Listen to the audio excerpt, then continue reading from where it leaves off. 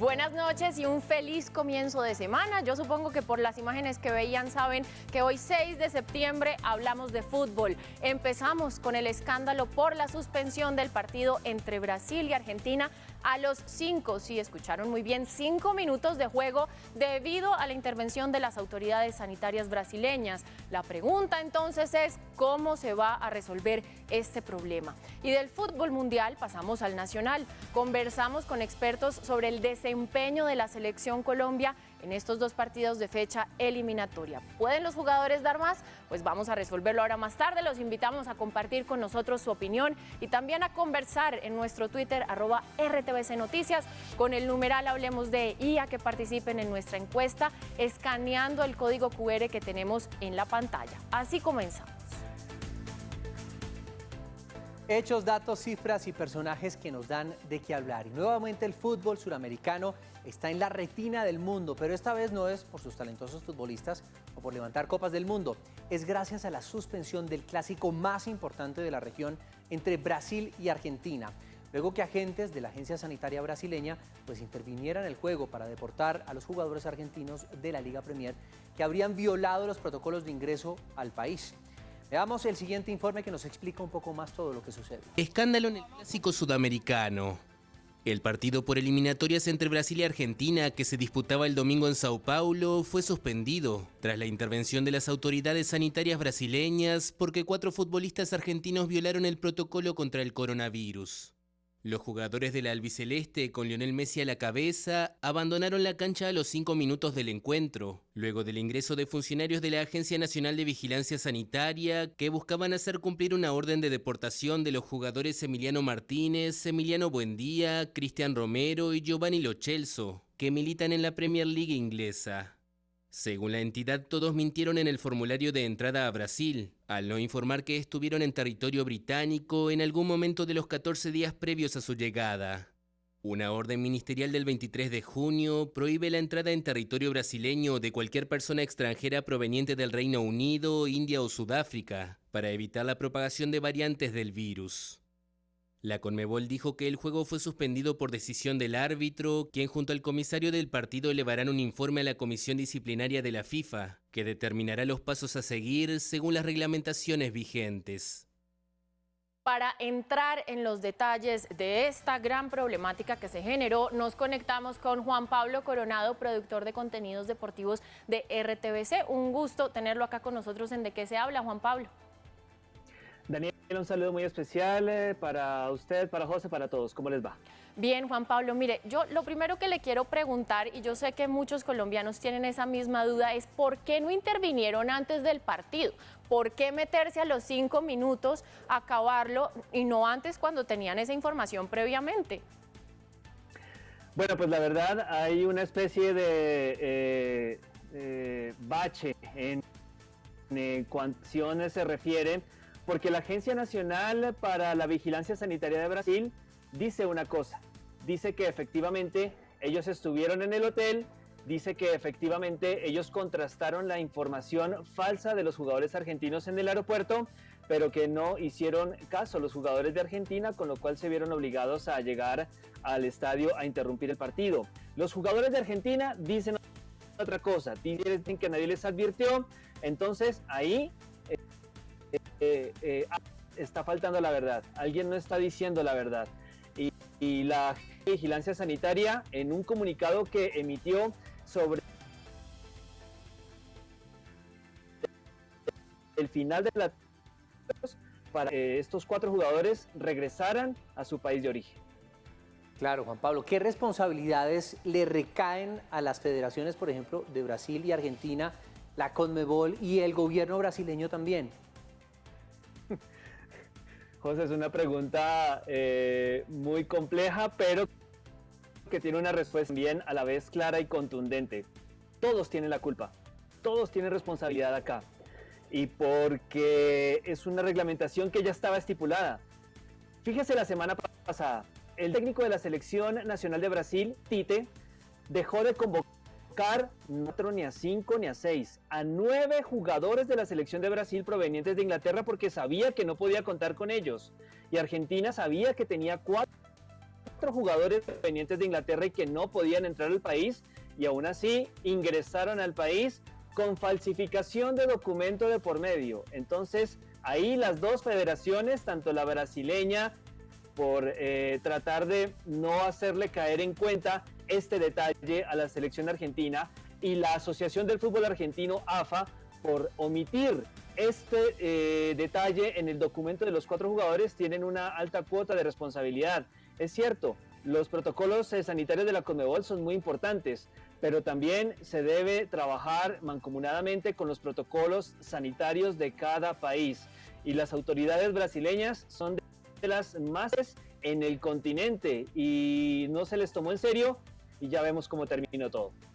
Pues bueno, ya vamos a seguir con más preguntas y conversando de este tema, José y Juan, tan delicado, pero por ahora vamos a ver algunas de las reacciones de los hinchas brasileños ante lo que pasó en el Clásico Suramericano.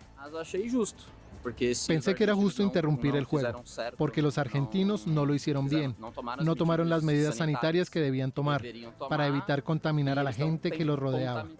Hay 22 jugadores, cada uno conoce a 5, 10, 20 personas. Pueden propagar el virus.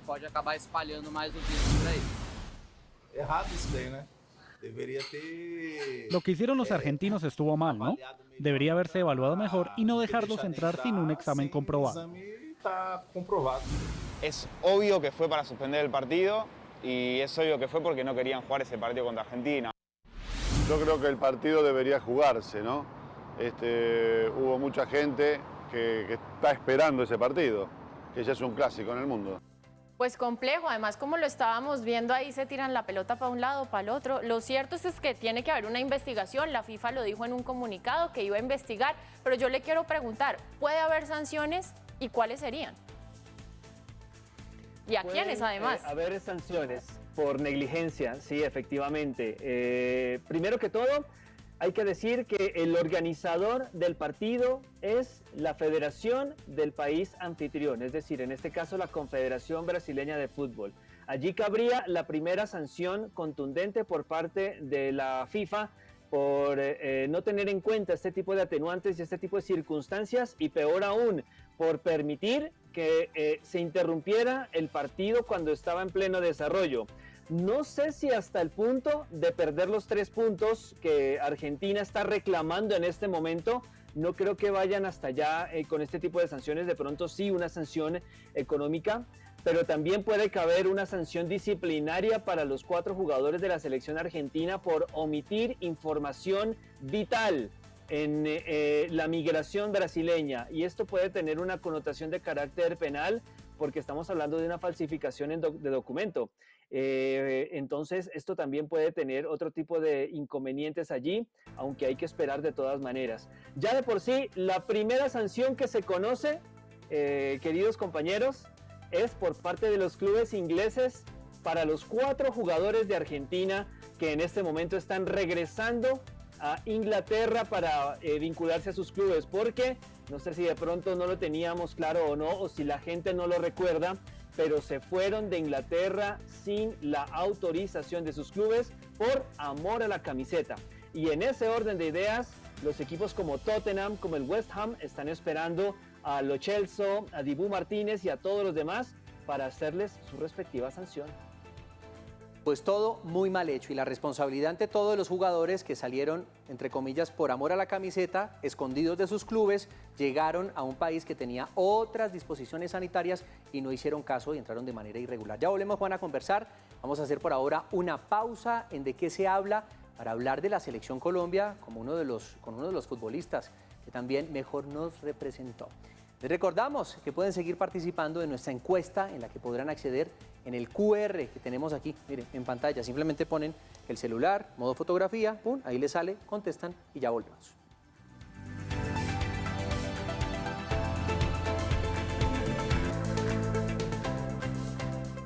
Gracias por seguir conectados. Volvemos a un nuevo bloque hablando de fútbol, pero esta vez de la selección Colombia, porque luego de los 2 empates contra Bolivia y Paraguay a la selección, solo le sirve la victoria contra Chile en Barranquilla. De lo contrario, las aspiraciones para llegar a Qatar 2022 se empezarían a complicar.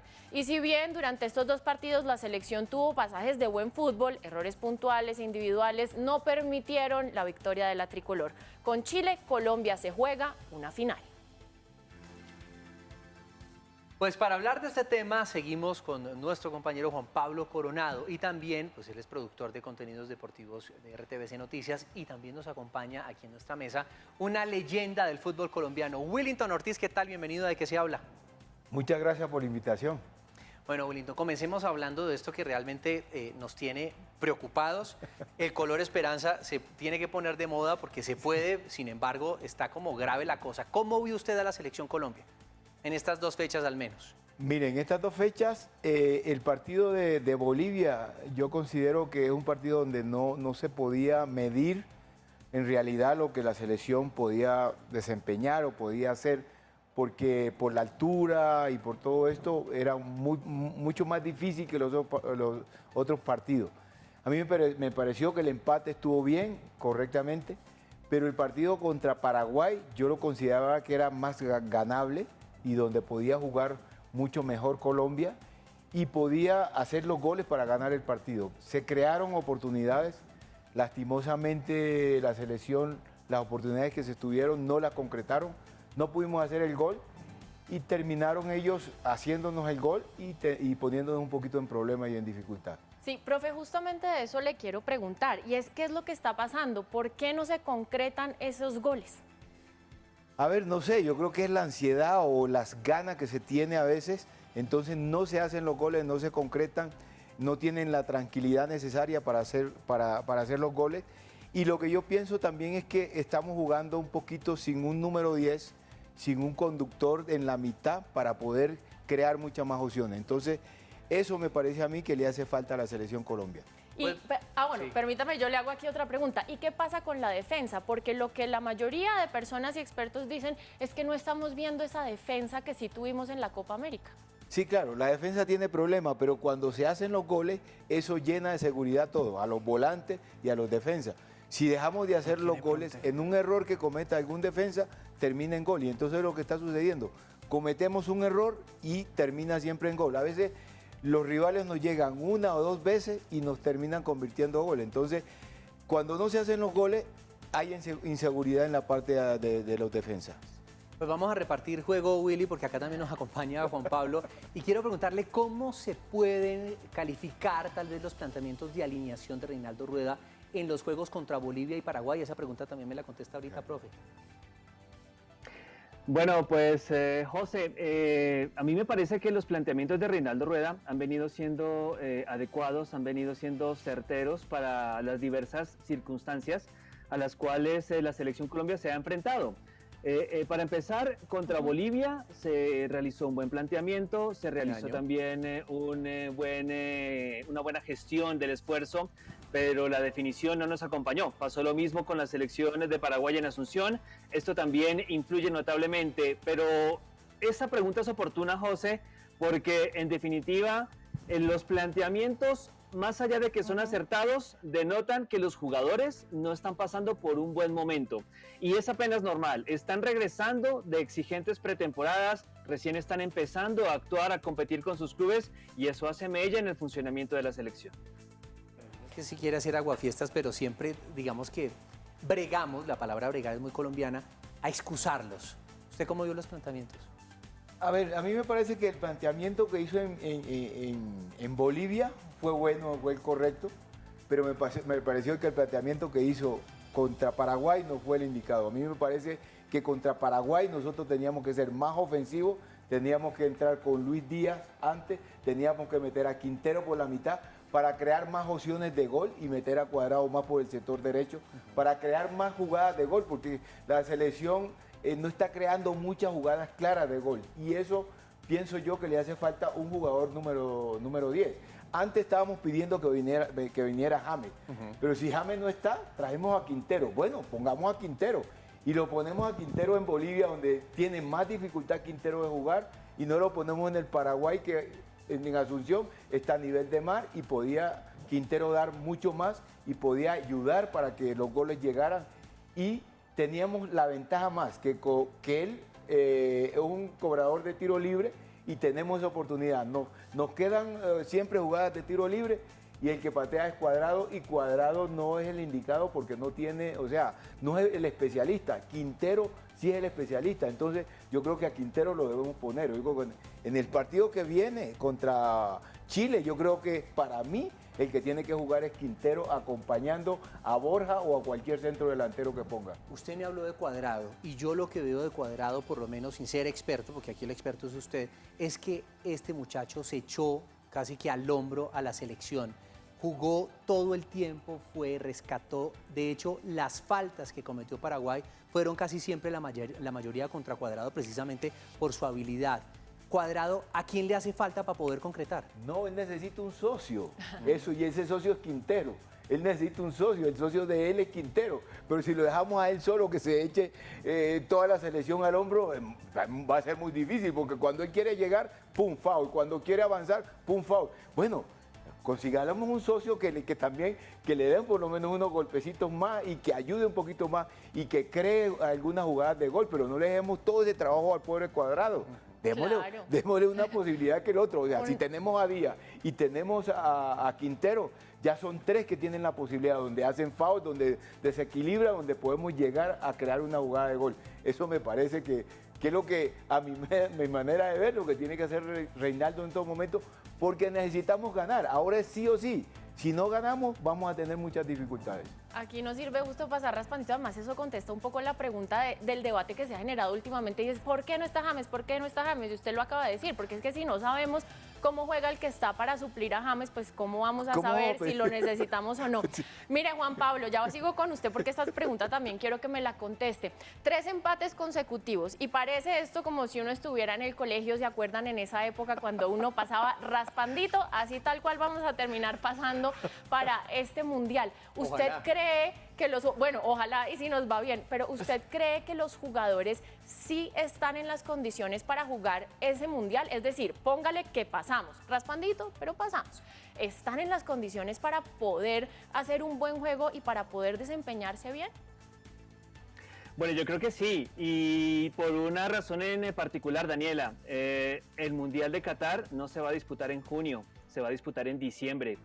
Es decir, los jugadores van a llegar con rodaje, van a llegar con kilometraje, ya con un estilo de juego más definido, ya con una condición física aceptable. Yo estoy totalmente convencido que esta selección Colombia y sus jugadores, en el máximo de su rendimiento, en la parte física y en la parte futbolística, tienen con qué hacer una muy buena presentación, línea por línea. Y por esto es que también hay que tener en cuenta que la selección colombiana de fútbol, pues para poder primero rendir muy bien en un mundial, pues necesita primero clasificar. Y el partido contra Chile es fundamental porque, mire, Colombia está 2 puntos por encima de Chile. Si llega a ganarle Colombia a Chile, ya le estaría sacando 5 puntos y estaría empezando a marcar diferencia con rivales directos. Primero hay que clasificar. Pero si llegan en plenitud de condiciones, y estoy convencido que sí, porque el Mundial es en diciembre, recuerde que Qatar es un país o es una región súper árida, súper caliente, y por eso el Mundial no se va a disputar en junio, julio, sino en diciembre, es decir, noviembre, diciembre, para bajar el calor. Van a llegar con muy buenas condiciones para poder competir bien. Bueno, y profe, ¿usted cómo lo ve? ¿Llegaría la selección en buenas condiciones? A ver, primero yo creo que hay que empezar por el número uno. Primero hay que clasificar. Sí. Y yo creo que para clasificar tenemos que ganar este partido contra Chile. Es un rival directo y tenemos que ganarlo. Entonces, yo por eso, la gente puede decir, pero ese ha jugado de delantero, no tiene el compromiso y es muy ofensivo. No, yo pienso que este partido hay que ganarlo. Y yo por eso pienso que es que tiene que salir ofensivamente. Más estamos jugando en casa, estamos jugando en Barranquilla. Yo sé que se va a jugar a las 6 de la tarde, el calor no puede ser muy intenso, pero siempre el calor allá pesa. Entonces hay que también contar con eso, con el clima. Entonces hay que ponerlo estos jugadores ofensivos y apretar a Chile y ganarle el partido. Y si clasificamos, yo creo que tenemos material humano, tenemos jugadores para ir a Qatar y hacer un buen mundial. Yo creo que hay jugadores, lo tenemos. Y de aquí a diciembre, como dice Coronado, los jugadores van a tener rodaje y van a andar bien y no vamos a tener problemas. Julio, usted ya me tiró el pase adelante hacia Chile, porque ese es el próximo objetivo, en la siguiente meta. Y ya quiero que profundicemos precisamente usted cómo haría el planteamiento contra Chile. A diferencia, digamos, de lo que ha hecho Reinaldo un poco, ¿cuál sería el suyo? Bueno, yo no soy el entrenador, pero sí me atrevería a dar una alineación. O sea, en la alineación, pues, los cambios que haría sería, pondría a Román, que es marcador derecho, lo pondría a Román porque necesito atacar, y dejaría a los otros centrales, que sería, como no está Sánchez, metería a Cuesta, metería a Murillo y dejaría a Tecillo para que cuando ataquemos estemos con 3 defensas para defender. Y después metería a Díaz por el lado izquierdo, metería a Quintero por la mitad, a Cuadrado por el lado derecho y a Borja como centro delantero. ¿Falcao no lo tendría en cuenta? No, a Borja, porque Borja es el que tiene una huella muy reciente jugando en Barranquilla. Conoce la cancha, todo lo tiene bien claro, y entonces él allí sería el jugador indicado para hacer los goles que se necesitan. Y jugaríamos con los 2 volantes, uno más ofensivo que sería Mateo y el otro sería Barrios, el otro volante que tendríamos ahí de marca. Y atacaría porque ese partido lo necesitamos ganar, con la prudencia que se necesite, pero hay que atacar. Lo necesitamos ganar. Bueno, hablemos ahora un poco de lo que está pasando también con las instituciones del fútbol. Mire, en el medio de la pandemia, de los contratos multimillonarios de los jugadores y el poder cada vez más grande de los clubes europeos, ¿ustedes creen que se está perdiendo la pasión por jugar en las selecciones suramericanas? ¿Usted cómo lo ve? Es que están saturando a los jugadores de partidos y es una situación molesta para el jugador, para los clubes y para las selecciones. Creo que aquí no hay ganadores, sino únicamente perdedores. Creo que el tema pasa un poco por allí. Están empezando inclusive a hablar, a mencionar, a siquiera pasárseles por la mente hacer un mundial cada 2 años, cuando lo que se necesita es reducir el número de participantes en un mundial cada 4 años. Este va a ser el último mundial con 32 selecciones. Ya después viene el Mundial de Estados Unidos, México y Canadá con 48 equipos. Una auténtica locura. No es que se esté perdiendo la pasión por representar al país en una selección, sino que es que se está saturando tanto de partidos, se están inventando tantos torneos, los diversos estamentos del fútbol, que están terminando por saturar y por cansar un poco, no solamente a los jugadores, sino a los directivos, en ese desgaste que hay entre los directivos de clubes y los directivos de selecciones, que te presto este jugador, que no te lo presto, que te lo presto por 2 partidos, pero me lo devuelves al tercero, en fin. Entonces por allí me parece que pasa un poco el tema. Pues eso que usted dice es muy importante, digamos que nos deja ver, visualizar tal vez, no sé si sea cierto, pero la FIFA estaría de pronto perdiendo poder con los clubes europeos. Digamos que es posible que los equipos del viejo continente cada vez más tenga la potestad de no prestar sus jugadores para las eliminatorias suramericanas. ¿Eso es así? Es que da la impresión, José, que la FIFA está actuando sin tener en cuenta a los clubes. Y eso quedó totalmente demostrado cuando hace un par de meses atrás FIFA resolvió de buenas a primeras que este segundo semestre para CONMEBOL iba a haber 2 fechas triples de eliminatorias al Mundial, sin contar con el visto bueno o siquiera consultar con los equipos de la UEFA. Automáticamente cuando esto se dio, los equipos de la UEFA se plantaron y le dijeron a la FIFA y a la CONMEBOL: no señor, si ustedes quieren contar con nuestros jugadores, tiene que ser por las 2 fechas que estaban plenamente acordadas, o elijan 2 partidos y que los jugadores vengan y disputen los 2 partidos y se devuelvan, porque sin contar con nosotros es muy difícil que tomen estas decisiones. De pronto sí está perdiendo un poco poder la FIFA, en el sentido de que está tomando decisiones sin tener en cuenta a los principales actores, que son los jugadores, y en este caso los clubes, que son los que sagradamente mes a mes le pagan su salario a los jugadores de los diversos clubes a nivel mundial.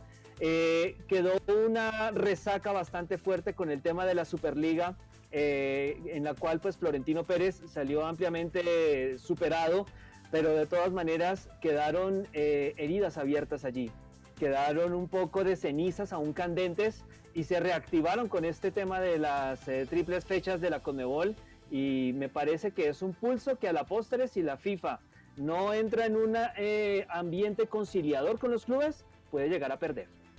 Bueno, pues a ustedes les recordamos que pueden seguir participando en nuestra encuesta. Pueden acceder a ella en el QR que tenemos en pantalla, que ya lo van a ver. Y ahí nos contestan qué piensan que va a pasar con la selección, si va a clasificar, si no, si hay que irse a repechaje. Y mientras tanto, Willington, yo le quiero preguntar a usted.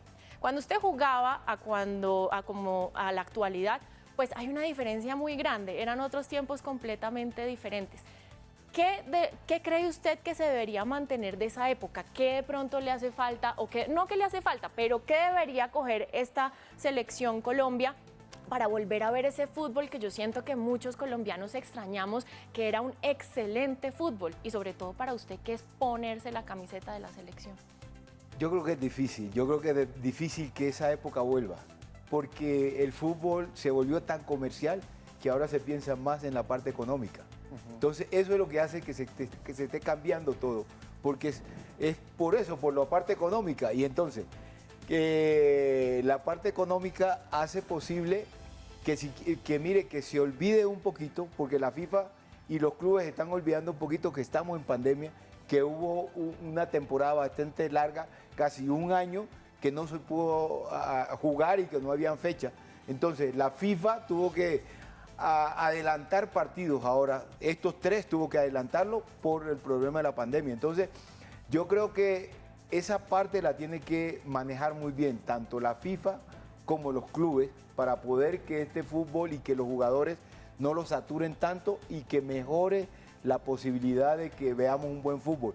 Pero el fútbol que se jugó anteriormente va a ser muy difícil que se vuelva a jugar por todo, por la parte económica, por la parte tecnológica, por la velocidad que se le imprime ahorita al fútbol. Entonces va a ser un poquito más difícil. Y por la hinchada nueva también, que cada vez también se va transformando. Que se transforma también y ven el fútbol de otra manera y van a los estadios a verlo de otra manera, o necesitan un aliciente diferente para ir a ver el fútbol, y eso les causa problemas, tanto a ellos como a la gente que está por fuera del fútbol. Claro, además, profe, ya un segundito, ahí le digo una cosa también a Juan Pablo, sobre todo recuperar esa hinchada, porque fíjese que con todo lo que ha venido pasando, sí se siente como que cada vez más se pierde más hinchada, menos gente está interesada en el fútbol.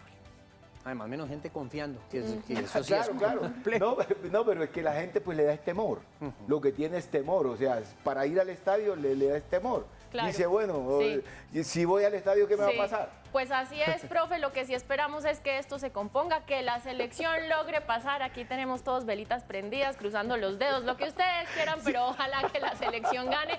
Juan Pablo y profe Willington Ortiz, muchísimas gracias por acompañarnos, y a ustedes también por haberse conectado con nosotros esta noche. Mañana más temas de conversación. Esto es De Qué se habla, Señal Colombia, 8 de la noche en punto. Chao.